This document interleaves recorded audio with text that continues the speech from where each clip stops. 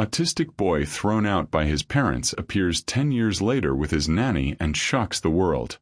He was only 8 when his parents closed the door on him, a suitcase at his feet and tears he could not voice. 10 years later, he would open another door, with the woman who never let go, and the world would never forget what he carried inside. Welcome back, my beautiful family and friends. If you're hooked in and you're ready to enjoy this story, click subscribe and let me know in the comments where you're watching from. Because tomorrow, I'll be bringing you another story just as powerful and emotional as this one. And trust me, you don't want to miss it. The morning it all began looked deceptively ordinary. A pale beam of sunlight pushed through the curtains of the cramped suburban home, warming the dust that floated in the stale air. The boy sat cross-legged on the kitchen floor, lining up toy cars with meticulous care. He never looked up when his father banged the fridge door closed, or when his mother sighed with that tone of exhaustion he had learned to fear. 8 years old, silent, fragile, but brimming with a mind that saw the world differently. Patterns, shapes, colors, and sounds. He didn't understand why the clink of dishes could send his skin prickling, or why the scratch of his father's stubble when he demanded a kiss made him recoil. He only knew that he was different. And in this house, different meant wrong. "Emma, I can't do this anymore," his father muttered, voice already rising with the caffeine surging through his veins. "You think I can?" His mother shot back, running her fingers through her unwashed hair. "He's not normal. He doesn't listen. He doesn't talk. We're drowning here." The boy shifted his cars slightly closer together, their bumpers almost kissing. His ears caught every word, though they thought he was lost in his little world. His little world was safer than theirs.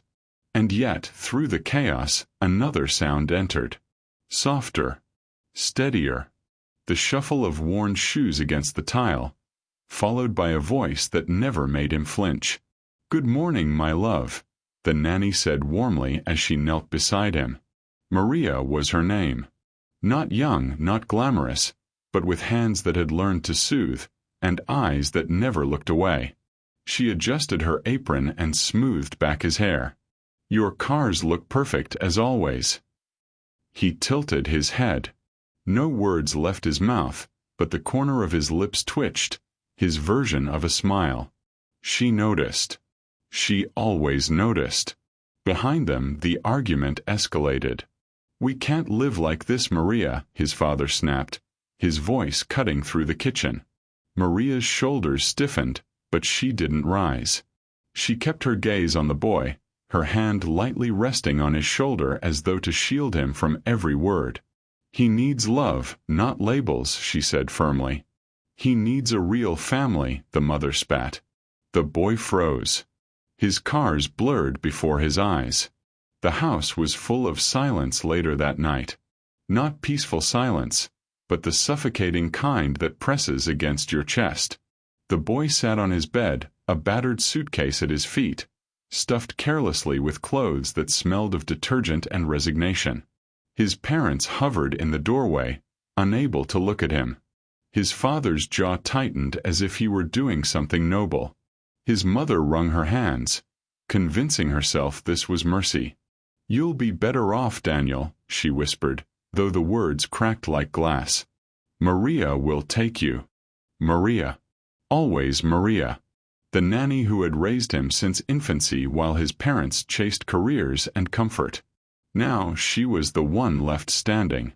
The boy clutched a small wooden box, his treasure chest.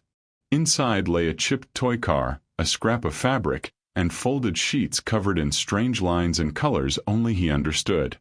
His world safe in miniature. "Come on, sweetheart," Maria murmured, extending her hand.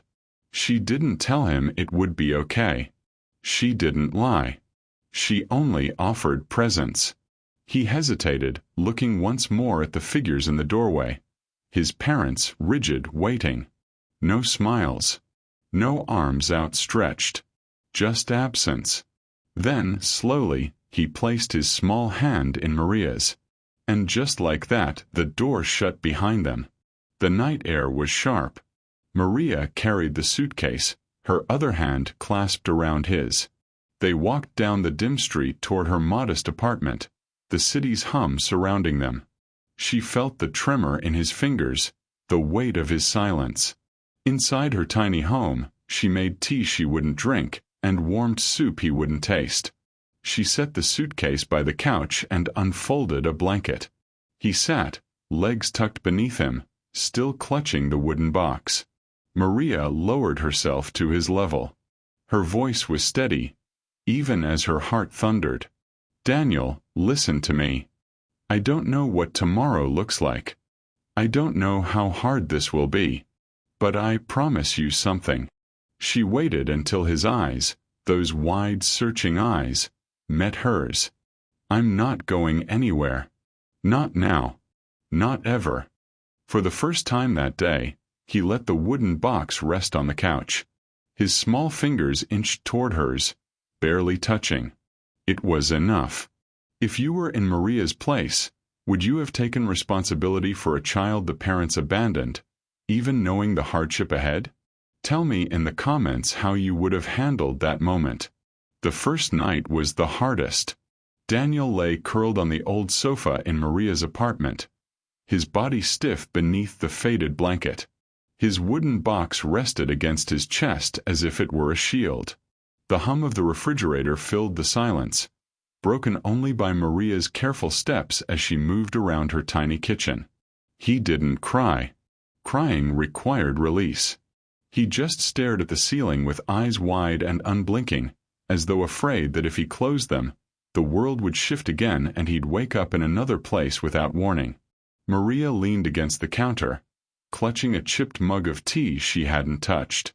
Every instinct in her told her to gather him in her arms and tell him he was safe, but she also knew Daniel didn't always want to be touched. Instead, she stayed within his sight, a quiet anchor in the storm. At midnight, when she finally turned off the lamp, she whispered, "You're not alone. I'm right here." She sat in the armchair across from him, blanket draped over her lap, and kept vigil as the boy clutched his box and drifted into a restless half-sleep.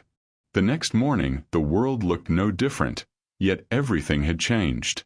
Daniel's routine, once filled with the sterile predictability of his parents' home, was gone.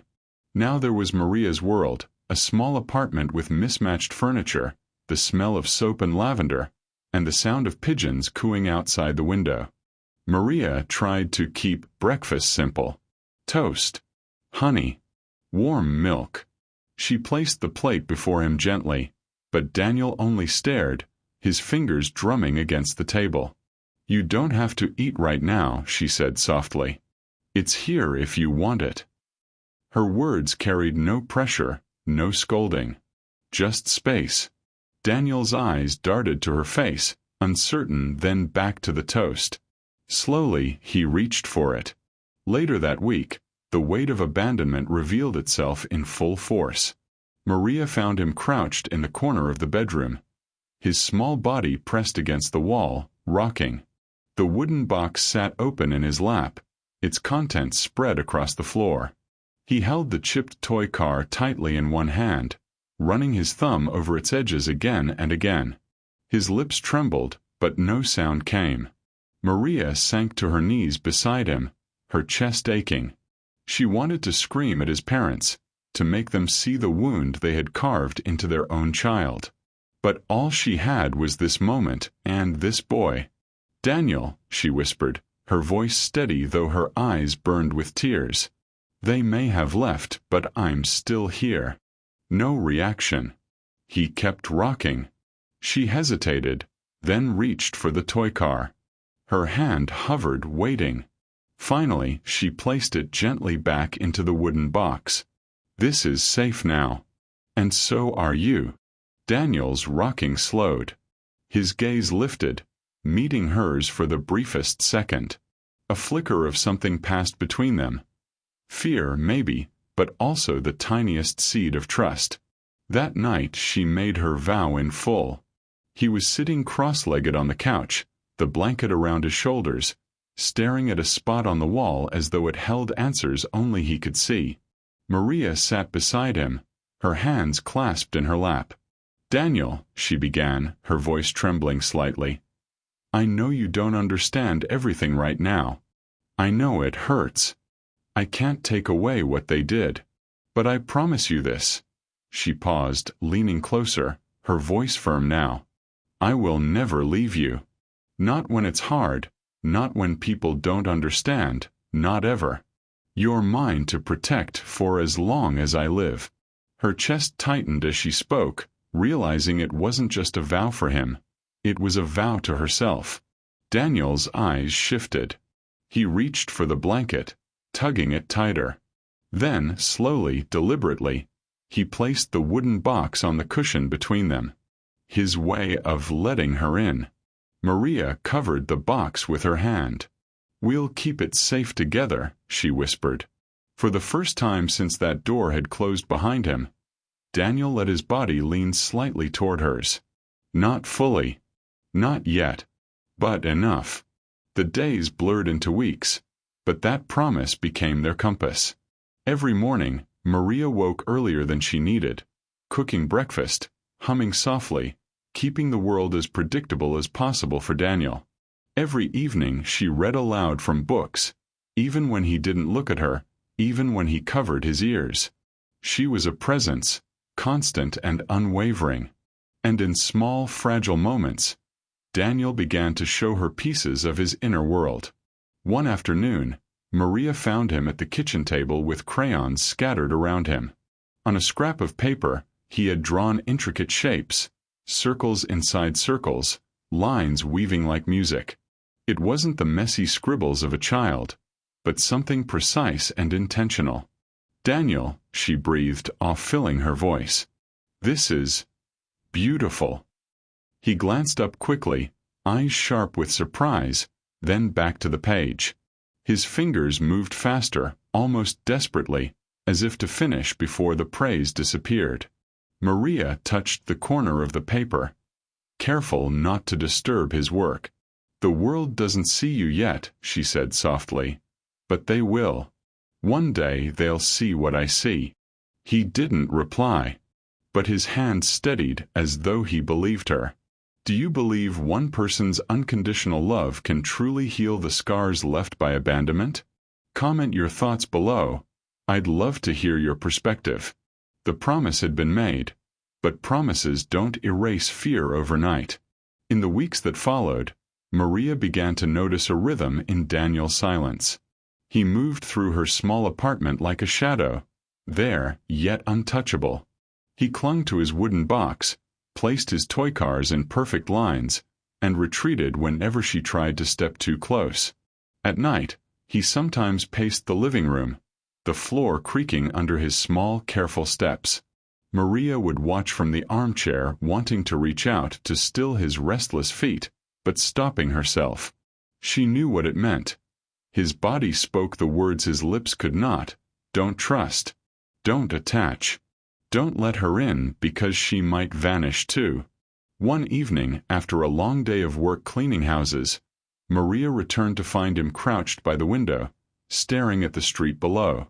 The wooden box was open, its contents scattered on the floor. His movements were sharp, almost angry, as he slammed the toy car into the wall again and again. "Daniel," she said gently, crouching to pick up a stray crayon. "What's wrong, sweetheart?" He didn't answer. Instead, he turned his back to her, pressing his forehead against the cool glass. Maria's heart clenched. She wanted to gather him into her arms, to tell him she wasn't going anywhere, but the truth was, she had her own doubts. Could she really do this? She wasn't wealthy, she wasn't trained, and she wasn't his mother. The voices of neighbors had already begun their chorus. Poor woman wasting her life. That boy's not right. He'll never be normal. She should give him back. Let the state handle him. The whispers seeped through the walls, even when unspoken. And at night, when Maria lay awake listening to Daniel's soft rocking in the next room, she wondered if they were right. Her doubts reached a breaking point one afternoon at the local market. Maria had taken Daniel with her, hoping the outing would be good for him. The market was loud, vendors shouting, children laughing, the air filled with scents of spices and frying bread. Daniel gripped her hand tightly at first, his eyes darting, body stiff with tension. But when a vendor accidentally dropped a stack of metal pans, the crash sent him reeling. He pulled free from Maria's hand, covering his ears with a cry that sliced the air. The crowd turned. Some stared with pity, others with judgment. A woman muttered, "What's wrong with him?" Another whispered, "Poor Nanny." Maria rushed to him, kneeling, trying to shield him from the stares. "Daniel, sweetheart, it's okay. It's just noise. You're safe." But Daniel shoved her hands away, eyes wide with terror. "No." The word burst from his lips. Rare, broken, but sharp. His first word in weeks. It wasn't gratitude. It was rejection. Maria froze, stunned by the sound. Then her heart cracked. He hadn't said mama. He hadn't said please. He had said no to her. The crowd dispersed slowly, leaving Maria trembling as she held him until his breathing steadied. When they finally walked home, Daniel's hand slipped from hers again, and this time he didn't take it back. That night, Maria sat at the table long after Daniel had gone to bed, staring at her rough hands. Her chest ached with exhaustion, with loneliness. She thought of her own past, the child she had lost years ago, the one who would have been Daniel's age by now. She had buried her grief so deep she rarely let it surface, but tonight it roared back. "What am I doing?" she whispered to the silence. "He doesn't want me. I'm not enough." Her tears dripped onto the table. She had taken him in with courage, but love alone didn't pay bills, silence couldn't tell her what he needed, and her heart couldn't erase the fact that he had parents who had chosen to walk away. She almost picked up the phone that night, almost called the social worker whose number she had written down. But then, a sound, the softest creak of the bedroom door. Maria wiped her face quickly as Daniel shuffled into the kitchen, clutching his wooden box. He didn't look at her, he rarely did, but he set the box on the table beside her and pushed it slightly in her direction. Then he sat down, hugging his knees, eyes fixed on the box. Inside, the toy car glinted faintly in the lamplight. Maria swallowed hard. "You want me to keep it safe?" she asked, her voice barely a whisper. He gave the smallest nod. Her tears came again, but this time they didn't taste of despair. This was trust. Not spoken, not shouted, but offered in the only way he knew how. She closed the box gently and slid it back toward him. "I'll always keep it safe. Always." His gaze flickered to hers, just for a second, then gone.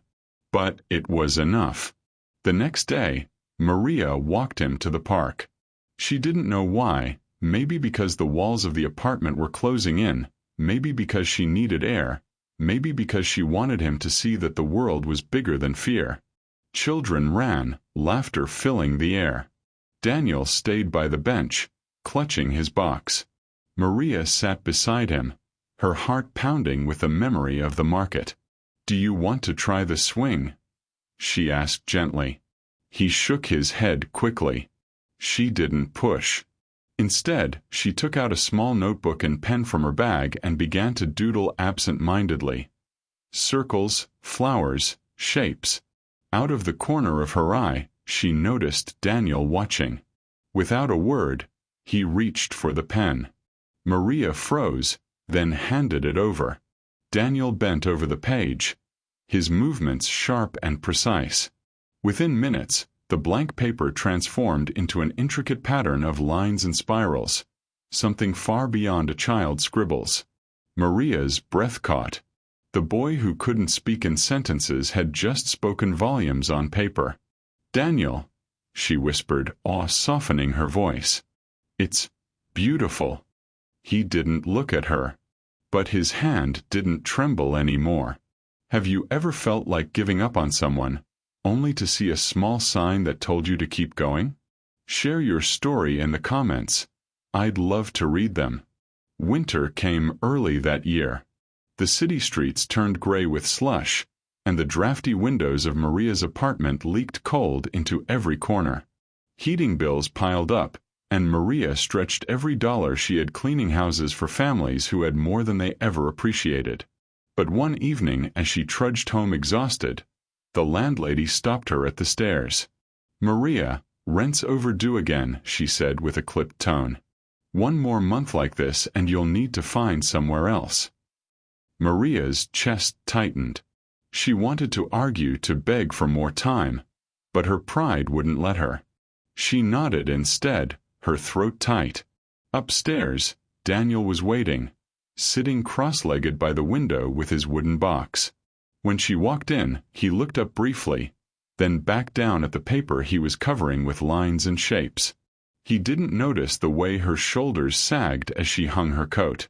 But later that night, when the wind rattled the thin windows and the lights flickered once, then twice, Maria found herself whispering a desperate prayer.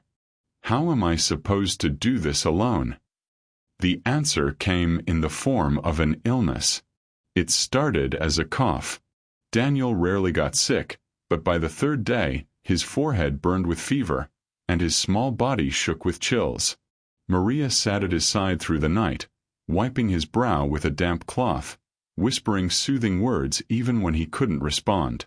Her worry grew heavier than any rent notice. She called off her cleaning jobs, too afraid to leave him alone. Money slipped further from her hands, but none of it mattered in the shadow of his shivering frame. At one point, Daniel stirred awake, his eyes glassy and unfocused. His lips parted, and in a hoarse whisper he muttered something, words so faint Maria leaned close to hear. "Don't leave." Her heart broke and healed at the same time. It was the clearest thing he had ever said to her. She pressed her hand over his. "Never. I'll never leave you." For 3 days, Maria barely slept, surviving on instant coffee and scraps of bread, her hand always near his. And when the fever finally broke, relief flooded her so powerfully that she wept against the side of his bed, whispering thanks into his tangled hair. The sickness drew them closer in ways nothing else had. Afterward, Daniel began shadowing her as she moved about the apartment. He still didn't speak often, but his presence lingered beside her. When she cooked, he sat at the table, sketching patterns. When she folded laundry, he lined up the socks by color. When she hummed while cleaning, he tilted his head, as though memorizing every note. Forced proximity became a rhythm. They were together not by choice, but by necessity. And in that closeness, something delicate began to grow. One stormy evening, the electricity went out across the neighborhood. The apartment plunged into darkness, save for the faint glow of a street lamp outside. Maria lit a candle and placed it on the table.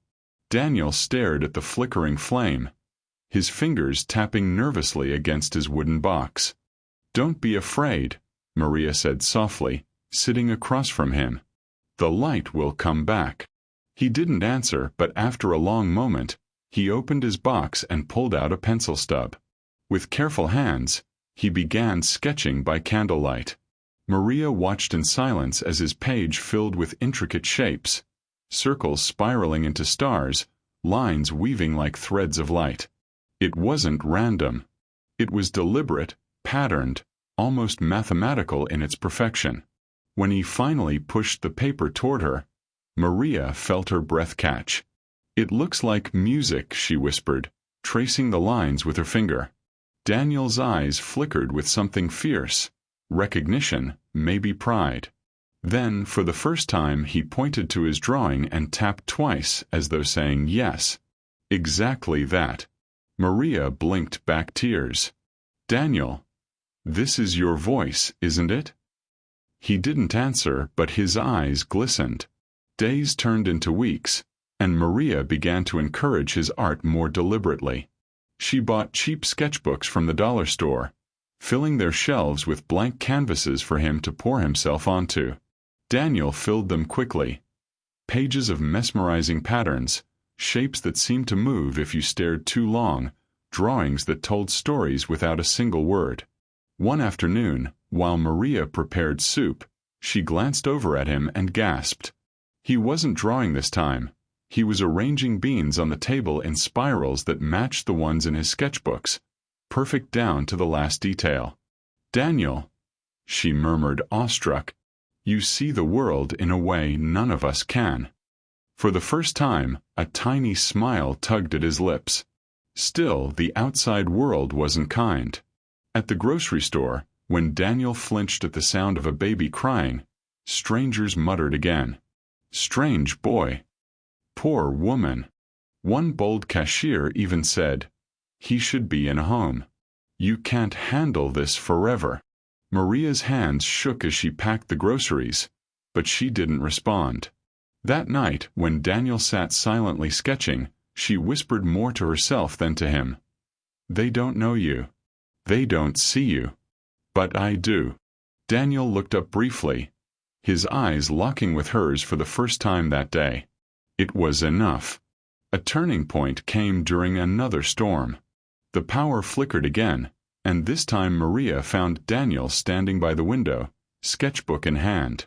He tapped her arm urgently, then opened the book to a page where he had drawn a pattern of spirals with lines cutting through them like bolts. She frowned. "Lightning." He shook his head, then pointed outside just as a jagged bolt split the sky, followed by thunder that rattled the glass. Maria gasped. You knew." Daniel tapped the drawing again, then looked at her with a spark in his eyes she had never seen before, like he was telling her he could see patterns not just in lines, but in life itself. For Maria, it was a revelation. He wasn't just surviving. He was perceiving the world in ways that bordered on genius. That night, she tucked him into bed and lingered by the door. "One day," she whispered into the dark, "the world will know who you are. And when they do, they'll never call you strange again. They'll call you extraordinary." She didn't know it yet, but those words would one day come true, on a scale she couldn't have imagined. Do you think society overlooks hidden brilliance in people who don't fit the mold? Share your thoughts. I want to know if you've ever seen talent in someone others dismissed. The spring thaw came slowly. Snow melted into muddy puddles along the cracked sidewalks, and the world outside Maria's apartment seemed to wake again. Children's laughter carried through the streets, bicycles rattled over uneven pavement, and windows opened to let in fresh air. Inside, Daniel sat by the table with his sketchbook open, his pencil gliding quickly over the page. The spirals and patterns were more complex now, so intricate Maria often felt dizzy staring at them. She had begun saving every book, stacking them neatly on the shelf. "Someday," she whispered while wiping the counter, "people are going to see these." But Daniel didn't look up. He rarely did. His world still lived mostly inside the lines and spirals he drew, a world that only occasionally overlapped with hers. One evening, while cleaning the closet, Maria stumbled upon an old cardboard box she hadn't opened in years. Dust coated its lid, and her heart gave a painful squeeze the moment she saw it. She had tucked it away deliberately, but somehow she couldn't resist pulling it down. She carried it to the table where Daniel was drawing. He barely glanced at her as she opened it, but her hands trembled. Inside were faded photographs, baby clothes folded carefully, and a tiny rattle with peeling paint. Maria's throat closed. She hadn't spoken his name in years, not since the accident. The son she had lost at just 2 years old. A car crash. One phone call that shattered her life. She had buried not just a child, but a piece of herself. She closed the box quickly, pressing the lid down, but not before Daniel noticed. His pencil stilled. His gaze shifted, sharp, questioning. He tapped the box lightly with one finger, then looked at her. Maria swallowed hard. "It's nothing," she said quickly, trying to push it aside. But he tapped it again, insistent. Her eyes filled. "No, Daniel. I can't." Then she stopped. His eyes were wide, almost pleading, though his lips said nothing. For the first time, she realized he wasn't just curious. He wanted to understand her, just as she tried every day to understand him. With shaking hands, Maria opened the box again. "This was my son," she whispered, pulling out a small photograph. In it, a smiling toddler clutched the very rattle that now lay faded in the box. His name was Gabriel. He was everything to me. Her voice broke. She set the photo down carefully. "I lost him when he was your age now. A car accident. I couldn't save him." Daniel stared at the picture, his brows drawn tight. Slowly, he reached out and touched the rattle, his fingers brushing against it with surprising gentleness. Then he looked at her again, tilting his head as if asking, "And me?" Tears streamed down Maria's face. She leaned closer, cupping his cheek. "And now I have you. You're not Gabriel, but you've healed a part of me I thought would stay broken forever." For a long time, Daniel didn't move. But then, in a small, deliberate motion, he slid his sketchbook toward her. On the open page was a spiral that looped into two smaller spirals side by side. Like two lives, once separate, now entwined. Maria gasped softly. "You understand." He didn't nod. He didn't smile. But the weight of his gaze said more than words ever could. A week later, it was Daniel's turn. Maria had been folding laundry when she noticed him sitting unusually still on the couch, his wooden box open on his lap. He wasn't drawing. He wasn't arranging. He was staring at a single piece of fabric he had pulled from the box. A child's t-shirt, faded blue, with a cartoon rocket on the front. She knelt beside him. "Is that from?" He clutched the shirt tighter, his jaw trembling. For the first time in weeks, tears welled in his eyes. His lips parted, and a broken whisper escaped. "Mama said too much." Maria froze. It was the longest sentence she had ever heard him form. Her heart splintered. "They told you? You were too much?" Daniel's tears spilled, and he rocked slightly, clutching the shirt to his chest. His breathing grew ragged, his body curling into itself. Maria gathered him gently into her arms, ignoring his initial resistance. "No, sweetheart. You are not too much. You are more than enough. They were wrong. So wrong." She rocked him the way she used to rock Gabriel, tears falling into his hair. "You are my gift. Do you hear me? My miracle." Daniel sobbed quietly, but for the first time he didn't pull away. His small body melted against hers, grief spilling out of him like water breaking a dam. That night, Maria sat by the window after Daniel had fallen asleep, watching the stars prick through the dark sky. She thought of Gabriel, of the hole he left in her life. And she thought of Daniel, filling spaces she never imagined could be touched again. She whispered into the night, "Thank you for giving me another chance." In the weeks that followed, something shifted. Daniel began to draw not just patterns, but scenes. A mother holding a child's hand. A boy with a box. Spirals framing two figures side by side. His art was still abstract, but Maria saw the story on every page. His story, their story. One evening, she pinned his drawings along the wall of the apartment, creating a gallery of his silent voice. When Daniel walked in and saw it, he froze. His eyes widened as he scanned the wall, then flickered back to her.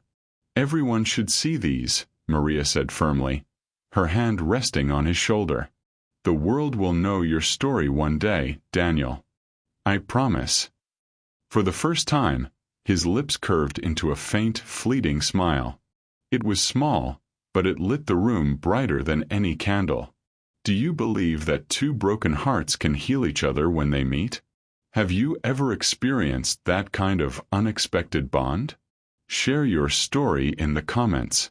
For weeks after their confessions, something delicate lingered in the air of the small apartment, like sunlight breaking through a window after days of heavy rain. Maria noticed it first in the mornings. Instead of waking to silence, she'd sometimes find Daniel already at the table, sketchbook open, drawing not just spirals but figures, shapes that resembled birds, flowers, and even stars. She'd set down a cup of warm milk beside him, and he would glance up briefly, the faintest flicker of acknowledgement passing between them. It wasn't speech. It wasn't the embrace of a typical child. But it was connection, and it was growing stronger every day. One Sunday afternoon, Maria decided they needed air. She coaxed Daniel into his jacket and scarf and led him to the park nearby, where the thaw had turned patches of snow into glistening puddles. Children ran about, their voices carrying through the crisp air. A group of boys tossed a ball back and forth. Maria held her breath, worried Daniel might recoil, but instead he stood still, eyes fixed on the rhythm of the ball's arc. Thump, catch, throw, thump, catch, throw. His fingers twitched slightly at his side. Maria smiled softly. "You like the pattern, don't you?" He didn't answer, but when she crouched down and rolled a small pebble across the ground toward him, he surprised her. He bent down, picked it up, and rolled it back. She laughed, clapping her hands together. "See, you can play too." For the next 10 minutes, they rolled the pebble back and forth like a secret game only they shared. And though it was so simple, Maria's heart swelled. This was joy, the kind of joy she once feared he might never find. That night, Maria cooked his favorite, chicken soup, and while it simmered, she hummed an old lullaby. To her astonishment, Daniel began tapping the table in rhythm with her song. She paused, staring. "Are you playing with me?" He looked up briefly, then tapped again, slower this time, mimicking her melody. Tears burned in her eyes. She grabbed a spoon and tapped the side of a glass in response, creating a gentle chiming sound. Daniel's lips twitched into something almost like a smile. For the first time, their silence became music, a shared language of rhythm and sound. It became their ritual. Maria would hum, Daniel would tap. Sometimes she added claps or gentle whistles, and he followed with remarkable precision. She realized then that his patterns weren't random at all. They were mathematical, musical, almost symphonic. "Daniel," she whispered one night as they played, "the world doesn't even know yet how beautiful your mind is." Their bond deepened further on a rainy afternoon. The patter of drops against the window soothed Daniel, and he sat watching for hours, sketchbook in hand. Maria sat beside him, knitting an old scarf, her presence quiet but steady. Out of nowhere, Daniel nudged her arm and pointed to his drawing.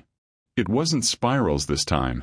It was a picture of two figures standing side by side under a large umbrella. One was small, the other tall, but both were protected from the rain. Maria's breath caught.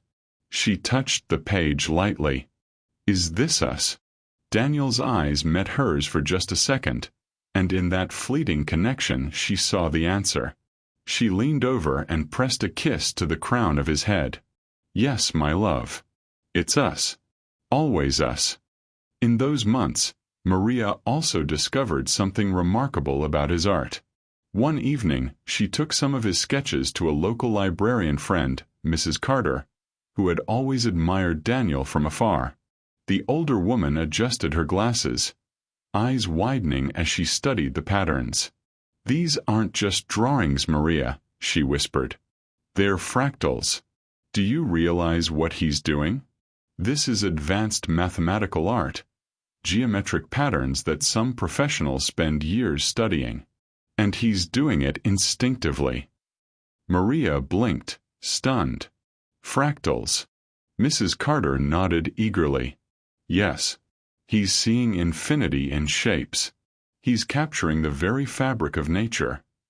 Clouds, galaxies, waves. Maria, this is genius.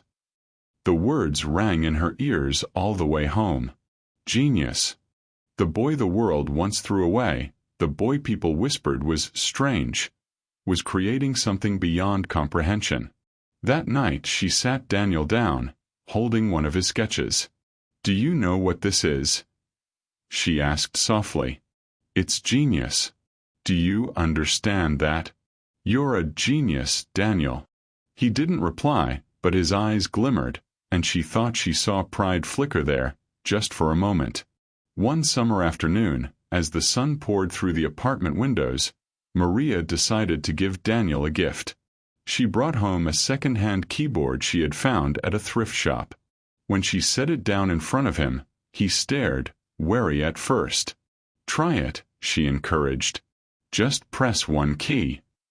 Hesitant, he reached out and tapped a single note. The sound filled the air.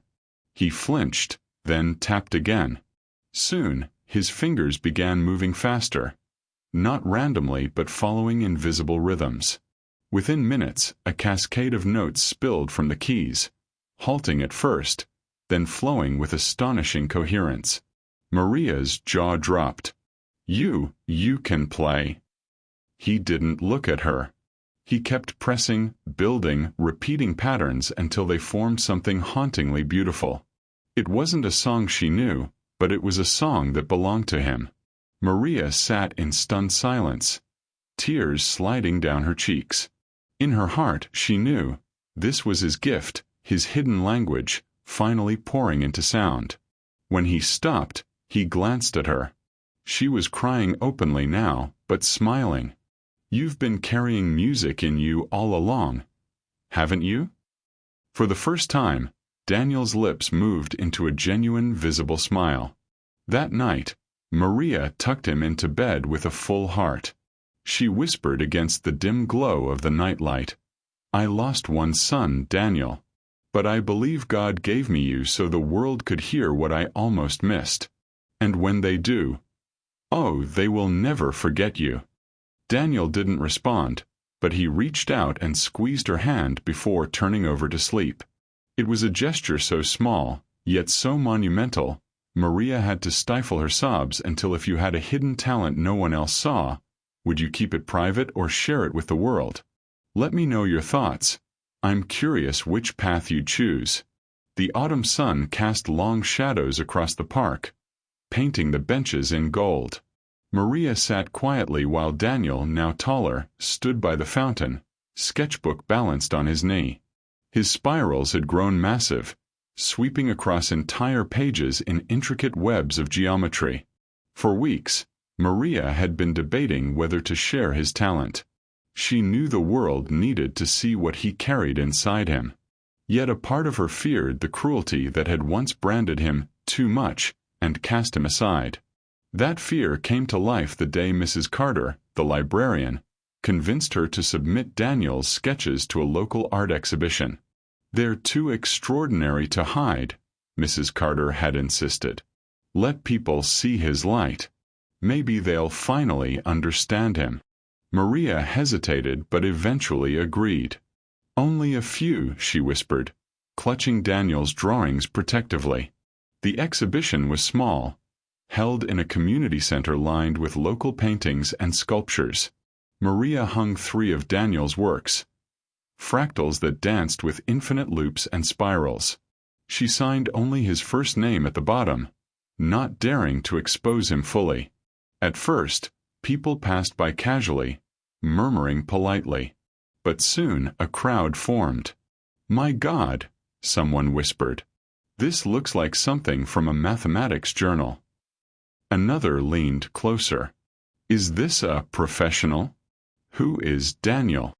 Maria's heart pounded as admiration spread. Strangers snapped photos, whispered words like genius and prodigy. For a moment, she felt a swell of pride so powerful she thought her chest might burst. But then came the questions. Who is he? Where does he live? Why isn't he here? Maria quickly gathered her things, pulling the drawings down before the exhibition ended. She didn't see the man standing in the corner, watching with sharp eyes, the man who would change everything. A week later, a knock rattled her door. Maria opened it to find two strangers, an elegant woman in a tailored coat and a tall man with an expensive watch.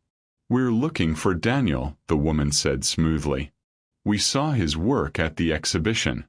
We represent a foundation that nurtures gifted youth. We'd love to sponsor him." Maria's pulse quickened. "He's not ready. He doesn't like strangers." The woman's smile tightened. "Mrs. Alvarez, the world deserves to see this talent. Do you realize how rare it is?" Maria hesitated, protective instincts flaring. "He's my son," she said firmly. "I decide what's best for him." The man leaned forward. "But is he really your son?" Her blood turned cold. That evening, Maria paced the apartment, her heart thudding in her ears. She hadn't told Daniel about the visitors, but he sensed her agitation. He followed her from room to room, tapping his fingers anxiously against his sketchbook. Finally, he tugged her sleeve, holding up one of his drawings, the umbrella picture they had once shared. His way of asking, "Are we still us?" Maria dropped to her knees, hugging him tightly. "Always us, Daniel. Always. But the world is knocking on our door now, and I don't know if I can keep you safe." Her fears became reality a few days later when Daniel's biological parents appeared. It happened without warning. Maria was walking Daniel home from the park when she froze at the sight of a couple waiting by the apartment steps. The man had Daniel's eyes, though colder. The woman's smile was brittle, her hair perfectly styled. Maria's breath caught. "No. Daniel," the woman said, her voice trembling with manufactured sweetness. "Oh my God, it's really him." Daniel stiffened instantly, clutching Maria's sleeve, his body trembling. The man stepped forward. "We've been looking for you." "No," Maria snapped, pulling Daniel back. "You abandoned him. You don't get to walk in now and claim him like nothing happened." The woman's lips quivered. "We were young, overwhelmed. We made mistakes, but he's our son." Daniel's grip tightened on Maria's arm, his eyes darting, panic rising. "No, no," he whispered, voice cracking. Maria turned, stunned. He had spoken clearly, desperately. The man's eyes widened. "He talks." Maria shielded Daniel with her body. "He is my son. I raised him. Where were you when he cried in the night? When he clung to silence because of what you said to him? Where were you when he needed love?" Daniel sobbed openly, burying his face into Maria's side. "Mama, please." The words sliced through the air like a blade. The woman staggered back, tears filling her eyes. But the man's jaw tightened, calculating. "This isn't over," he muttered before dragging his wife away. That night, Daniel retreated into silence. He refused to eat, refused to draw, refused even to look at Maria. He curled up on the bed, clutching his wooden box, rocking back and forth. Maria sat helplessly on the floor beside him. "Talk to me, sweetheart. Please." Finally, he lifted his head, eyes red, voice cracking. "Am I too much again?" The words shattered her. She grabbed his hands, shaking her head violently. "No, Daniel. You are not too much. You are everything. Do you understand me? Everything." But he pulled away, curling tighter. For the first time in years, Maria felt him slipping from her grasp, as though the bond they had fought so hard to build was unraveling. Days passed in unbearable tension. Daniel refused to touch the keyboard. His sketchbook remained closed.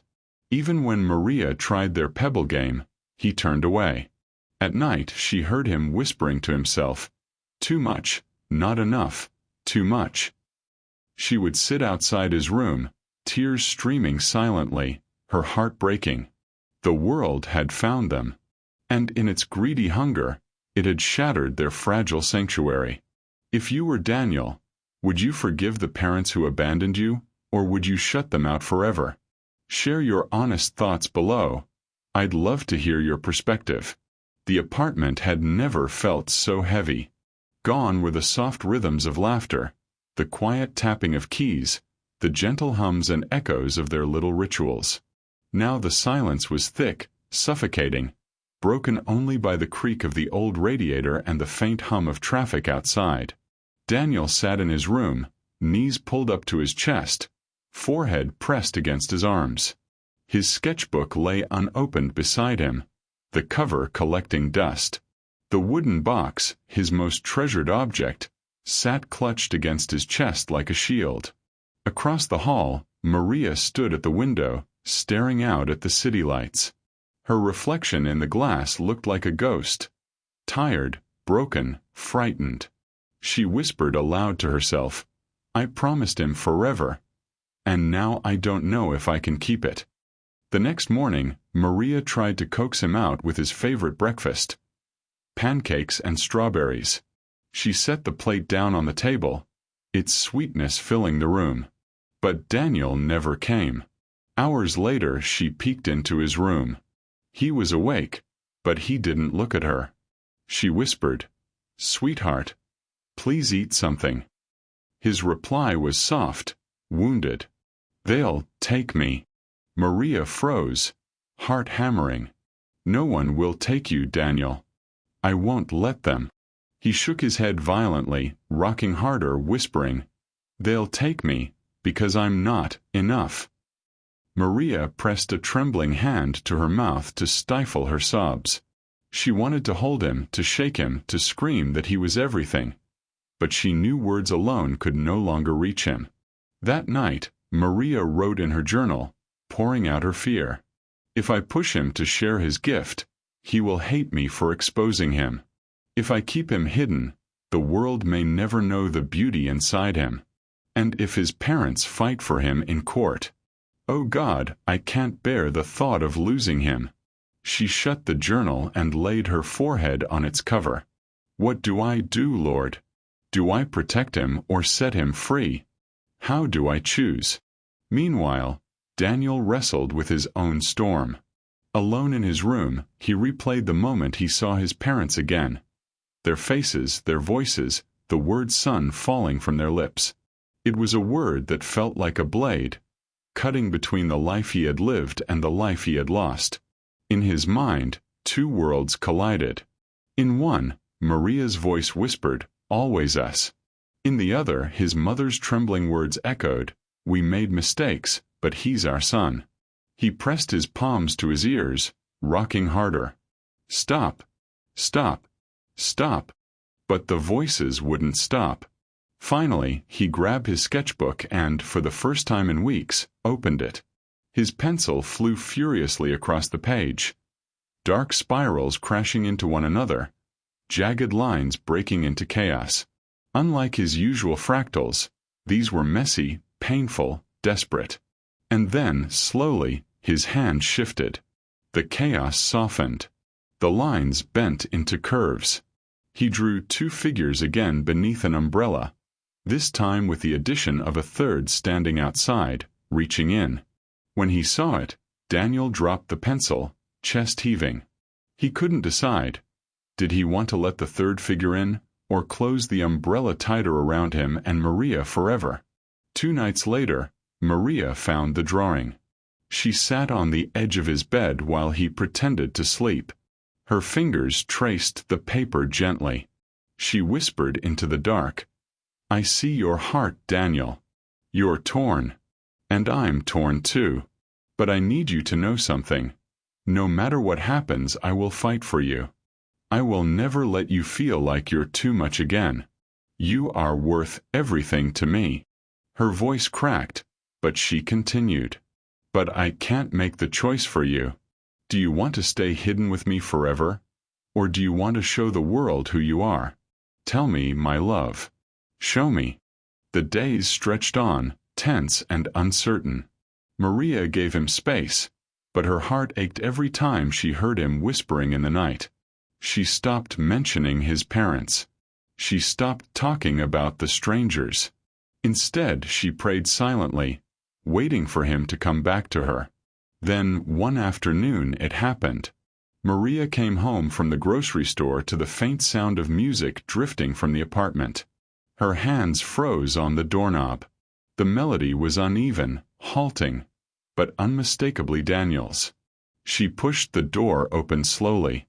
There he was, seated at the keyboard, fingers trembling but determined. Notes tumbled out, chaotic at first, then smoothing into patterns, fractals in sound. When he looked up and saw her, he didn't flinch away this time. Instead, he whispered, "Mama, listen." Maria dropped the bags instantly and rushed to his side, tears streaming down her face. She knelt, hands trembling over his. "I'm listening, Daniel. I'm listening with my whole heart." He pressed harder into the keys, building the music louder, fiercer. His voice shook as he whispered, "No hiding.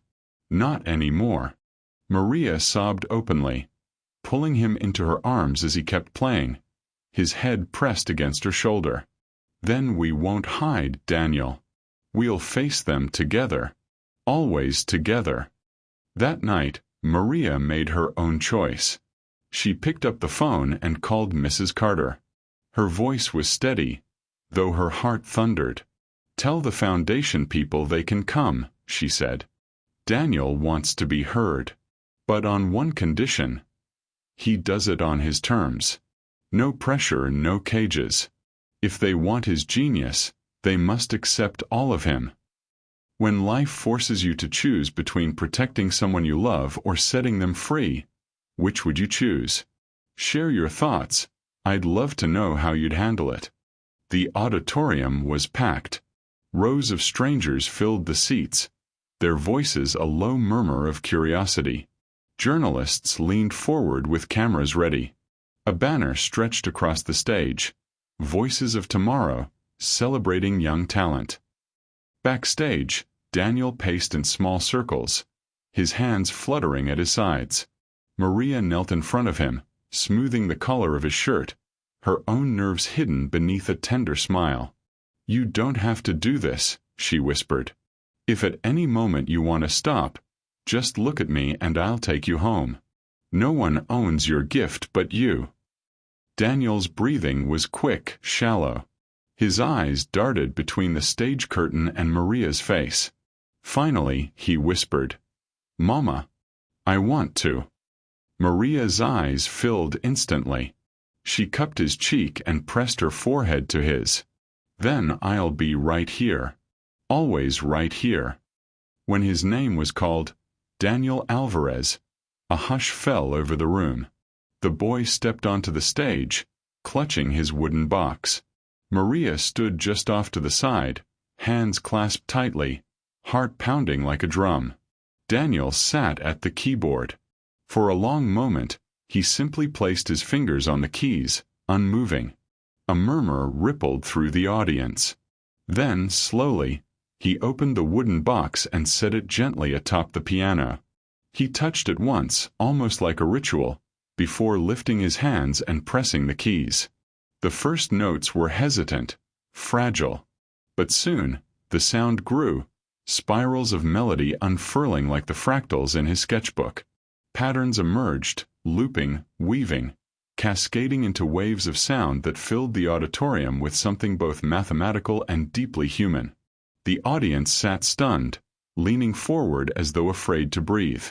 The music carried grief and hope, loneliness and love. It told the story of a boy once cast aside, nurtured by a woman who refused to give up on him, now rising from silence into a voice that could not be ignored. In the crowd, a couple sat frozen, Daniel's biological parents. The mother clutched her husband's hand, tears streaking her face. The father's jaw was tight, but his eyes betrayed the weight of shame. Maria saw them from the wings. Her chest clenched, but she didn't move. This was Daniel's moment, not theirs. When the final note faded, silence lingered. Heavy, reverent. And then the room erupted. Applause thundered, people leapt to their feet, shouts of "Bravo!" echoing through the hall. Daniel blinked, startled, his fingers still hovering over the keys. For a moment he looked lost, until his eyes found Maria. She pressed her hand to her heart, whispering through tears, "That's you, Daniel. That's all you." Slowly he stood, lifted the wooden box, and walked to the front of the stage.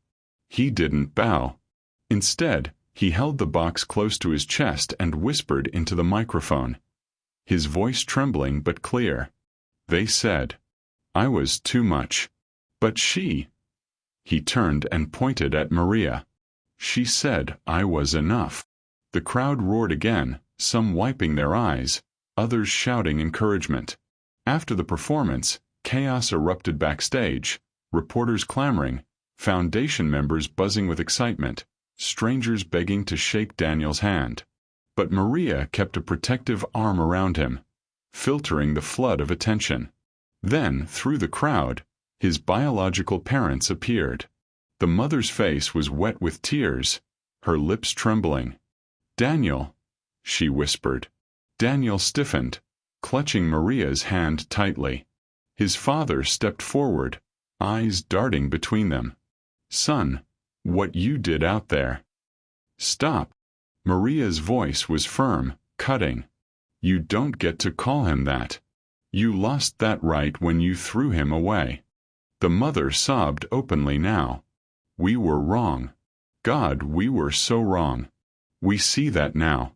Please, give us a chance to make it right." The air hung heavy.